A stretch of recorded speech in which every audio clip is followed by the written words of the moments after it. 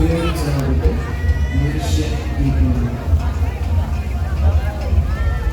അധികാരവർഗത്തിൻ്റെ ഘോര വിനോദങ്ങൾക്ക് ഇരയായത് എത്രയോ നിഷ്കളങ്ക മനുഷ്യർ. ജാതിമത വർണ്ണ വർഗത്തിൻ്റെ പേരിൽ മനുഷ്യർ ഇന്നും പീഡിപ്പിക്കപ്പെടുന്നു, അടിമകളാക്കപ്പെടുന്നു, യുദ്ധങ്ങളുണ്ടാകുന്നു. അധികാരം നിലനിർത്താൻ വിശ്വാസത്തെ വ്രണപ്പെടുത്തുന്ന അധികാരവർഗം, ഭരണാധികാരികൾ കൊളോസിയത്തിൻ്റെ മറ്റൊരു രൂപമായി ഇന്നും നമ്മുടെ ഇടയിൽ നിലനിൽക്കുന്നു. രാഷ്ട്രം രാഷ്ട്രത്തിനെതിരായും മനുഷ്യൻ മനുഷ്യനെതിരായും നീങ്ങുന്നു. നമ്മുടെ നിലപാടുകൾ കൈകോർക്കാം നല്ല നാളേക്കായി.